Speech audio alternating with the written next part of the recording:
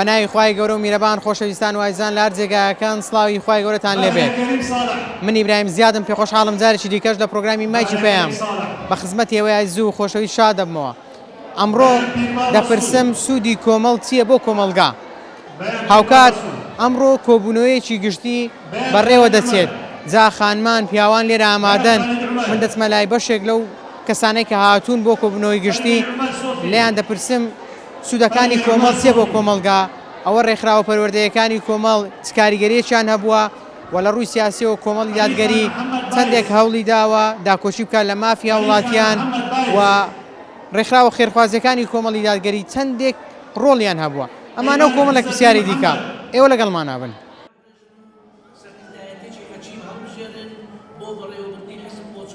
پێشکەشکردنی وتێکی بەڕێوەبەرەکانی کۆنگرا دەستاش بەڕێزان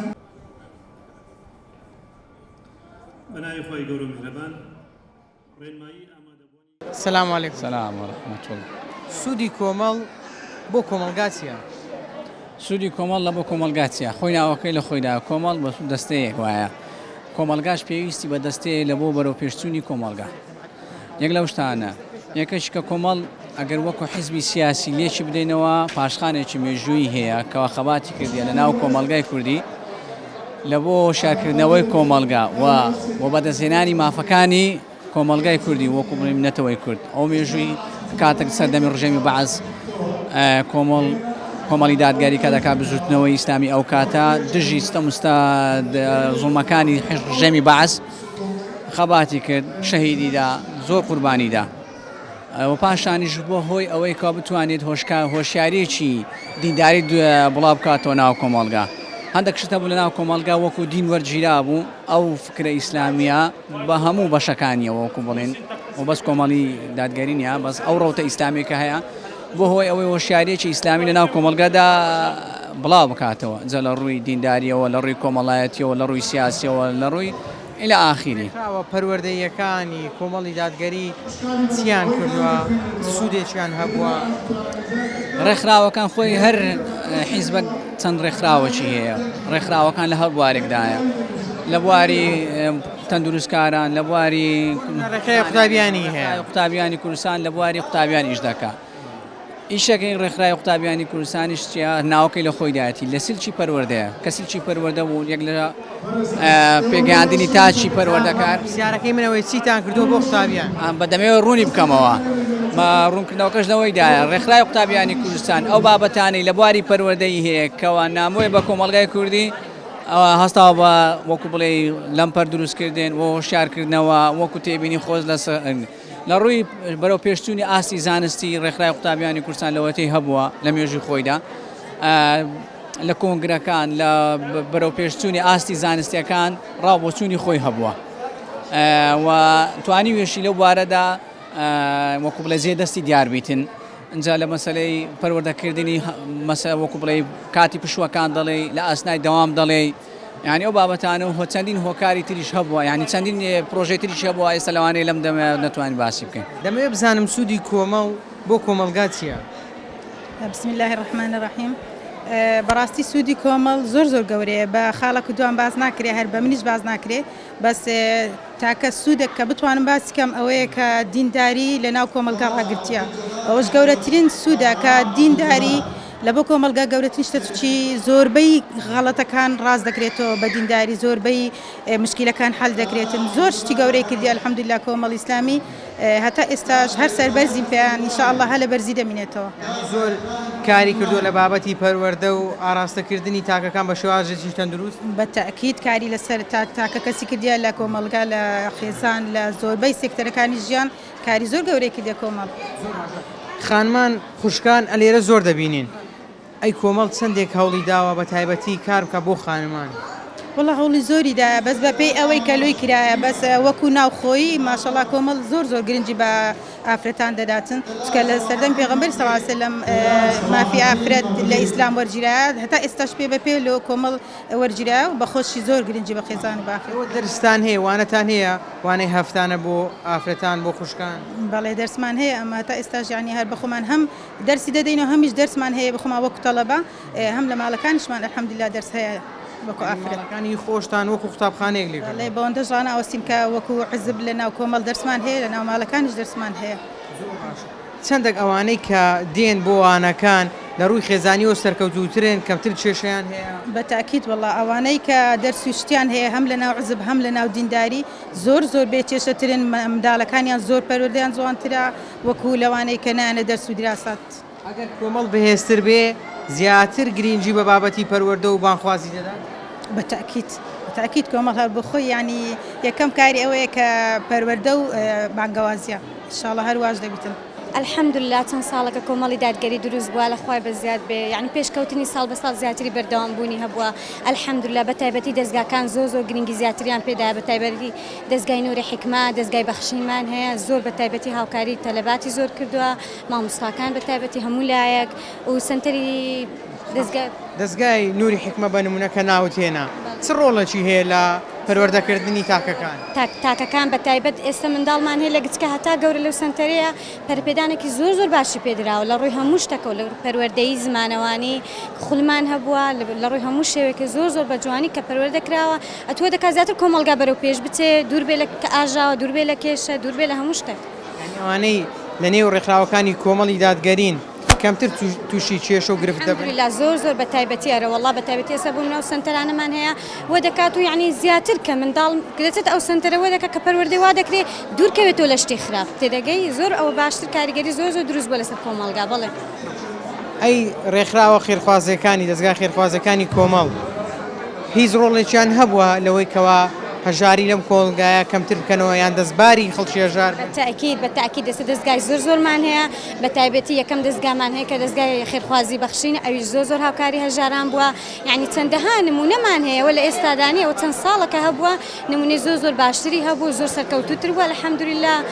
زۆر یارمەکردی خۆتی هاتبێتە نێو کۆمەڵی دادگەری و ئیسفادەی لەوانەکان کرد بەتاکید الحەمدوللا زۆر یعنی زۆر پێسەرکەوتوتر بووە کە لەو ئاسێکە پێشووتر بووە کە ئێستا هاتوتە ناو کۆمەڵی دادگەری کە دەوراتی کردووە کەشتی کردووە ئێستا زۆر سەرکەوتوتر بووە ینی تو ئێستا بە بینەران دەڵێ با بێن بۆ ڕێکخراوەکانی کۆمەڵی دادگەری بۆ ئەوەی سوود وەرگرن وڵا هەتا ئەگەر دەوراتێکیش بێ ئەگەر خولەکان بێ ئەگەر دەستگای نوری حکمە بێ ئەرەوەڵا پاڵپشتی هەر هەمویان دەکەم کە بێن بەردەوام بن ئیشەڵا لەسەری بۆ ئەوەی الحەمدوللا کە لە دوا ڕۆژدا ئەتویتر ئیشەڵا فیردەوس جێگەی هەمومان بێت ئەی بۆ خانمان بە تایبەتی کۆمەڵ هیچ گرنگێکی پێداون بەتاکید ئەرەوەڵا خانمەکانیشمان زیاتر چۆن پەرە بە بواری پیاوەکان دراوە دوو ئەوەندە و سێ ئەوەندە زیاتر پەرە بە خانماکان دراوە کە بۆی پەرپێدانی زیاتر پێ بکرێت لە هەموو بەشەکانیەوە الحەمدوللا بەڵێ ئەرەوەڵا ئەمڕۆ دەبینم ئامادەکاری دەکرێت بۆ کۆنگرا باشە لێرە هیچ خانمێک ئەگەری دەرچوونی هەیە یاخود دەردەچێ بەشیان هەیە بەڵێ ئێستا ئەنجومەنی یەک و دوومان هەیە هەریەکەیان دووسەیەک و هەریەکە و سێسەر ینی وابزانم ئەنجومەن و نوێنێری خۆیان هەڵبژاردێ ئیشەڵا سەرکەوتوو دەبن هەردووکیان ساڵ کەمتر بێت دووەم کەس مافی نوێنەراتی کەسی دیکەین ئەو ئەندامەی ناوی لە داتەبەیسێ و لە کۆبوونەوەی گشتی ئامادە نات کە ڕاستەوخۆ ببنە ناوی کۆنگرە وەکو کارجێ و ئەندامانی مەکتەب و کارجێڕانی ئەندامانی وڵات. سلام علیکم. وعلیکم السلام ورحمة الله وبركاته. دەمەوێت بزانم سوودی کۆمەڵ بۆ کۆمەڵگا چییە؟ والله سەرەتا وێ ڕای دەستخۆشی دوعای خێرم بۆ کۆمەڵ حتا بری ئیسفادەی زۆری هەبووە هەندێ یەکەم جار و خێزان دوای پەروەردە دەرس و دیراسا بەشی قورئان خوێندن وەرە تەماشاکە هەر لە حکمەی پێداوە لە هەموو سەنتەرەکان بزانم هەموو دەستگا و دەست و دیراسەی کۆمەڵە بەڕاستی ئەمە لە کۆمەڵەوە ئەوەلە لە خوای گەورە فەزلی خوای گەورەیە دوای لە کۆمەڵی دەزانی واللهی لە مالب خوا ئاگادارم بەردەوام دوعاکارین چکواگەر کۆمەڵ نەبی یەکەم جا فەزلی خوای دوای کۆمەڵ نەبی ئەو خێزانان بەرە ڕووخان دەڕوە تەماشاکە لە دەرس و دیراستەی لەو سەنتەرانە لە سەنتەری حکمە ئەو مەڵبەندە هەموو جێیەکان هەموو جێکی گرتەوە وەکو بارانی ڕەحمەت الحەمدوللا ئەمە دەستخۆشی زۆرمان هەیە کۆمەڵ سوودی زۆرە بە تایبەتی بۆ خێزان بۆ کۆمەلگا بۆ هەموو لایەکی وەکو بارانی ڕەحمەتی لە هاتێ بەڕاستی خوای گەورە ئەجر پاداشتی هەموو لایەکی بداتەوە بە تایبەتی کۆمەڵی ئیسلامی خوای گەورە پایدارتان کە دەستخۆش برای بەڕێزی کاریگەرەکانی کۆمەڵی دادگەری بەسەر هاوڵاتیان و هەرێمی کوردستان بە گشتیدا زۆرن ئەگەر بەدەر لەلایەنی سیاسی باسی بکەین بۆ نمونە جێبەجێکردنی ئەو دابوونە ریتانەی کە لەناو کووردا هەن پاراستویان بەدەر لەوانەیە کە بۆ نمونە لەلایەنی ئەخلاقیەکە زۆر جەخت لەسەر ئەوە دەکەنەوە کە لایەنە ئەخلاقیەکان پێوەست بە لایەنی قورئانیەکان کە سەرتا لە خۆیاندا ڕنگ دەداتەوە وا دەکات کە ئەوانەی کە لە دەوروبەریان چاویان لێ بکەن یاخود ڕاگەیاندنی چەندەها سیمینار و خول و بۆ نمونە لە نێوان هەموو تەمەنە جیاوازەکان دەکەوەش کاریگەری زۆر زۆری هەیە وا دەکات کە گەنجان و لاوانمان پێ بگەن زیاتر و تێ بگەن لەو قورئانەیە کە هەمانە لەو پەیامە ڕاستەی کە هەمانە لە ڕێگای سیمینار و وەرۆشۆپ و کۆڕەکانی کە ڕێکخراوەکانی کۆمەڵی دادگەری سازی دەکەن ئەنجامی دەدەن وای کردووە گەنجەکان زیاتر پتەوتر بن بڕوایان بەخۆیان هەبێ خۆشەویستیان بۆ خاک و نیشتمان و ئاینیان هەبێ بەڵێ بێگومان ئەوە هۆکارێکی سەرەکی پەرەپێدانی لاوانمانمە لە کوردستان دەتوانم بڵێم بەڵێ کاریگەریەکی زۆر زۆری هەبووە بۆ نمونە لەسەر خودی خۆم کە جێبەجێ بووە ڕێکخراوەکانی کۆمەڵی دادگەری کاریگەریان لەسەر جەنابەتە بوو بەڵێ زۆر زۆرش ئەی کۆمەڵی دادگەری چی کردووە بۆ خانمان بە تایبەتی چی بۆ ئێوە کردووە بۆ خانمان بوونەتە ڕۆتێک بۆ ئەوەی کاریگەریان هەبێ بەسەر زیادکردنی لایانی باڵاپۆشی کە ئەوە هۆکارێکی سەرەکی کە الحەمدولله هۆکارێکی سەرەکی لە کوردستان ئەو لایەنەیە کە وای کردووە ڕۆژ بە ڕۆژ پەرە پێبدا بۆ منە ڕۆژی جیهانی باڵاپۆشیمان هەیە کە هەڵەسن بە ئەنجامدانی چەندها چاڵاکی جیاواز و کاریگەر لەسەر هەموو خانمان کە باڵاپۆش نەبنوا دەکەن کە حەز و ئارەزیان بۆ هەبێت یەکوانی ئەو تاکانەی کە لە نێو ڕێکخراوەکانی کۆمەڵی دادگەری پەروەردە دەبن زیاتر پتەوترن و متمانیان بەخۆیانە و کەمتر تووشی کێشە دەبن دەتوانین جیاوازێکی زۆر بین لە نێوان ئەو دووەدا لەنێوان ئەو گەنجانەی کە هاتوون پەرە بەخۆیان بدەن ئەوانشی کە خافڵن ڕێزم بۆ هەر هەموو لایەنەکانیان هەیە بەڵام هەر کەسێک کە خەمی خۆی دابێت و بێت لێرە پەرە بەخۆی بدا بێگومان جیاوازەکانیان زۆر زۆرە هاتوو لە نێو خانمانی ئەو خانمانەی کەوا لە نێو ڕێکخراوەکانی کۆمەڵی دادگەرین لە نێو ڕێکخراوە ئیسلامیەکانن کەمتر تووشی کێشە نابن لە ڕووی خێزانی و سەرکەوتوتر نینە دەتوانم بڵێم ئەوەی خۆی مەبەستی بێت و پەرەی بە خۆیدا بێت بەڵێ بێگومان کاریگەرێکی زۆر زۆری هەیە حتا کە پیاوەکانی شاخت خانەوادەکانیان هەستیان بەوە کردو و یارمەتیان دەدەن پشتگیریان دەکەن کە زیاتر بەشدار بن و نکۆڵی لەسەر هاتنیان دەکەن سلام علیکم السلام ورحمة الله بخير بێ ئیسیفادەی کۆمەڵی چیە لە بۆ مجتەماعی ئیسفادە یەکەمی ئاینەکەیەتی بەرنامە ئەو دەرس و دەور و بەشداریکردن لەو دەوراتانیان زۆر زۆر باشە بەشداری لە خولەکانی دەکەی کە ڕێکخراوەکانی کۆمەڵ دەکەن بەڵێ زۆر لێ بینیوە زۆر بەڵێ لەگەڵ چێ بەشداری دەکەین وڵا بڵین یەکەم لەگەڵ ئەو دەوراتانی لقی خوشکان دەیکاتەوە بە تایبەتی لە ماڵەکەی خۆتان بە تەنها دێ یان لەگەڵ خوشکێکە لە کچێکە مناڵ کچەکانیشم خۆم کوڕەکەم ئەوان کەواتە بۆ پەروەردەکردنی خێزانی ڕێکخراوەکانی کۆمەڵ زۆر باشە زۆر باشە زۆر بەڵێ لیانۆ فێر دەبی پەروەردەیەکی زۆر باش یعنی ئەخلاقیتێکی زۆر جوان بڵاو دەکرێتەوە ئەو زۆر زۆر باشە و ئیسفادەشمان لێ کردوانەی باشیان هەیە بۆ ئەوی خەڵک زۆر جێی پەروەردە و فێرکردنێکی زۆر زۆر باشە تۆ هەستت بە جیاوازی کردیەکەوە کاتێک نێو ڕێکخراوەکانی کۆمەڵ و پێشەوەی بێ نێو ڕێکخراوەکانی هیچ جیاوازێکت هەست پێ کردو لە خۆت زۆر بۆ ئەوەیش یعنی بەعەدالەتی زۆر باشن فەرق و جیاوازی بە هیچ کەسێک ناکەن لە دەستگای خێرخوازیەکانیان لە هەموو شتەکانە بەبێ خێرخوازیەکانی کۆمەڵی وەی یارمەتی باش خەڵکیاندا ئەویان کردی بە بنەمای خێر بۆ خەڵک زۆر ئێمە خۆمان یعنی یەکێکین لەوانەیە کە ئەزممویشمان هەیە لەگەڵیان زۆر باشن بەبێ فەرق و جیاوازی یعنی ئیشێکی زۆر باشەکەن یارمەتێکی زۆر کەس دەدەن یعنی ئەگەر ئەو دەستگای خێرخوازیانە نەبووایە زۆر کەسی تر بە هەندێک لا ڕێدا ڕدەڕۆی ئەوان بوون بە زۆر یعنی شتێکی یعنی پتە و بۆ ئەوانەی کە بێلانن حەز ناکەی ئەوانەی کە لە نێو ڕێکخراوەکانی کۆمەڵن ئارامگرترن لەسەر خۆترن لە ڕووی تاکۆ سەکەوتوترن زۆر مەرەوەڵە ئەوەی کە بچێت ینی ئەو شوێنەوە ئارامگر دەبێت یعنی فێری سەبر دەبێت فێری ئەوە ئەبێ بەرەو لێی خراپ نەڕوا لەخوا بزیاد بەرەو ڕێی باشتر بڕوا کەواتە خانمان ئافرەتان پێویستە بێنێ نێو ڕێکخراوەکانی زۆر یعنی چەند مناڵێک کە لە مناڵیوە پێی دەگەێنی ئەوەندەش ئافرەتان بێنە دەرس و دەورەکان بێنە دەوراتەکان یعنی بێنە ئەو شوێنانەی کە بەرەو ڕێکی باشت دەبا زۆر باشە کۆبنەوەی یەکێک لەو ئۆرگانانە بەشداری بکە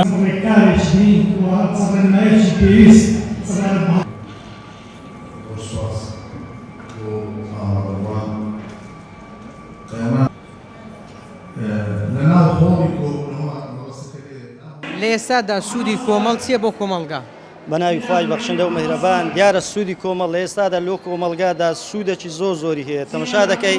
حیزبەکی ئیسلامی لەناو کۆمەلگای کوردەواری لێرە زۆر زەرورە وە سوودەکانی یەک لە سوودەکانی ئەوەیە پەروەردەکردنی خەرچی، دوو داکۆچی دەکەن لە مافی خوراوی خەرک، سەیەم بەردەوام یعنی ئۆپۆزسیۆن بە لەو شتانێک کەوا دێتە گۆڕێ داکۆچکارێکی تەواو بووە بۆ ئەوەی کەوا مافی خەرک ئەو مافانەی خورایە بەدەستی بینی و بیداتەوە خاوەن حەق. باشە کۆمەڵ نوێنەریە بۆ لە پەرلەمانی کوردستان و عێراق داکۆچێکی ڕاستەقینەی کردێ لە مافیا وڵاتیان بەتاکید کۆمەڵ نوێنەری هەبووە لە پەرلەمانی عێراق لە پەرلەمانی کوردستان داکۆچێکی تەواوی کردیا لە هاوڵاتیان و لەو کەسانێک کەوا مافیان خورایە لە هەموو ڕووەکان یعنی لە هەموو ڕووەکان تەمەشا دەکەی کۆمەڵ سەری ڕمەکەی بووە. کۆمەڵ بازی داوە لە پێناو میلەت کۆمەڵ بەو هەڵوێستانێکەوە لە ڕابردووی هەیبووە بازێکی زۆریدایە. بازەکەی دیارە یەک لەوانە مەسەلەن ئەندام پەرلەمانی لە پەرلەمان دەرکرایە یعنی لە زۆر شوێنان ئەندامانی کۆمەڵ بێبەش بوون لەو مافانەی کەوا حەق بووە بیان درێتێ نەیاندرایتێ بەس لە بەوەی کۆمەڵ بووینە. جیا لە ڕۆ سیاسەکە ئەی لە ڕۆ پەروەردەیەکەی کۆمەڵ دەستی باڵای هەبووە بۆی خەڵک پەروەردە بکە گەنجان پەروەردە بکەن بە تایبەتی چ سوودێکی بۆ گەنج هەیە؟ کۆمەڵی دارگەری سوودێکی زۆری هەبووە لە بۆ گەنج تەماشا دەکەن لە ڕووی پەروەردە یعنی گەنجێکی زۆر پەروەردە بووە ئەگە هەر بەس تەماشای کەناڵەکانی بکە یعنی لەوێن دەر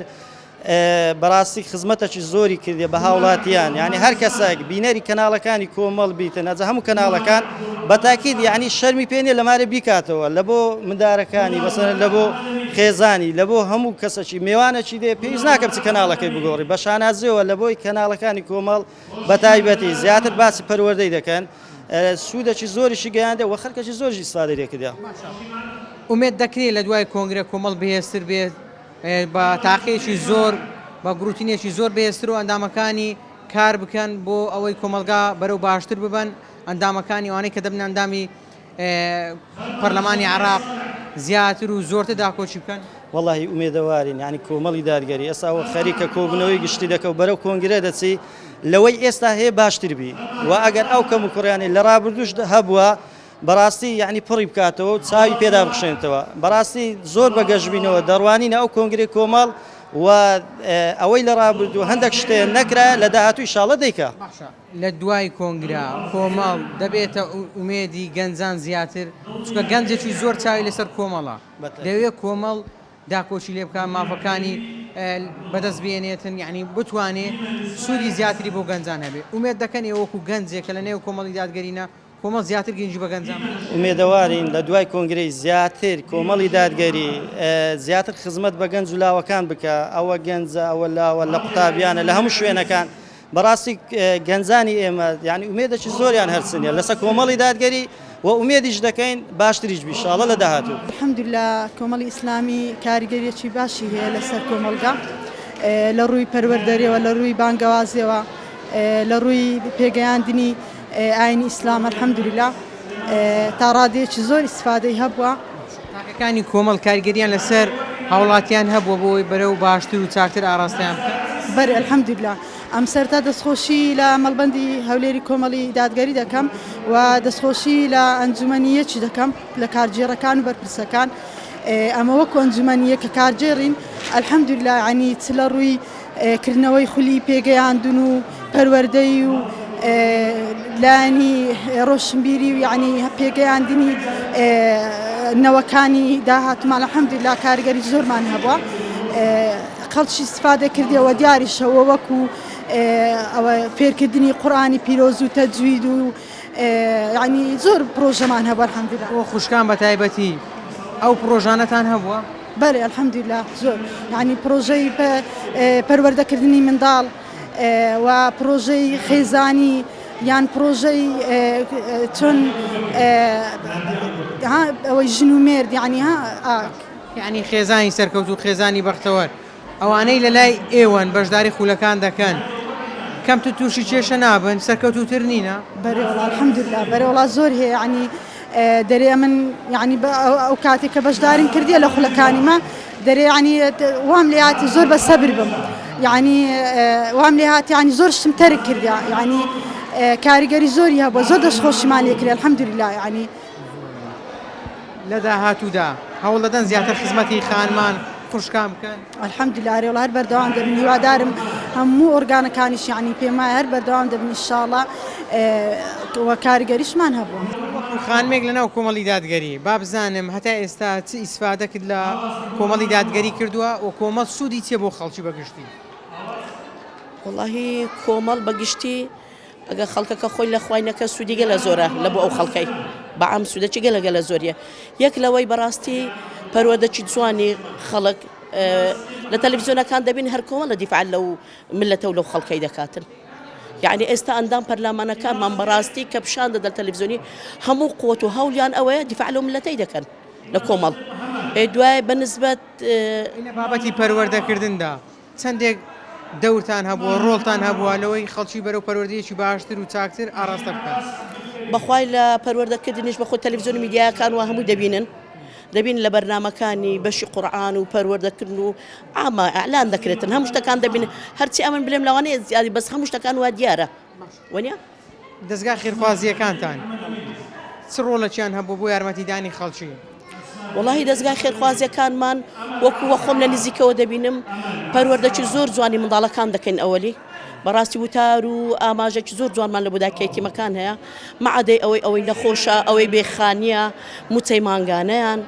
یعنی بەڕاستی زۆر ئەم لە نزیکەوە دەبینم ئەوەی بەخشین لۆ ئەو ملەتە دەکا بەڕاستی زۆر کەم دەکەێت ئەکەم یەک لە داکێتیمەکانی خۆمان جێمالێ دەبی دەرێ ئەگەر ئەو دەستگا خێرخوازیانە نەبی بزات بەخشین ئەمن هەیە دەرێت 10 ساڵە معاشم لێرەیە ئەگەر بەخشینەوە ئەم منداڵەکانی خۆم پێ بەخێو نەدەکرا یعنی سوودی گەلە زۆرە یعنی دەتوانین بڵێن بەخشین بۆتە چەترێک بۆ منداڵانی بێباوە طبعا بێگومان وایە بەڵایزان و خۆشەویستان ئەوەی کە بینیتان و بیستان سەرنج و تێڕوانی بەشێک لە ئەندامانی کۆمەڵی دادگەری بوو دەربارەی ئەوەی کۆمەڵی دادگەری سوودی چیە بۆ کۆمەڵگای کوردی تا پرۆگرامێکی دیکە هەمووتان بەخوای گەورە دەسپێرم هەشاد و کامەران بن خواتان لەگەڵ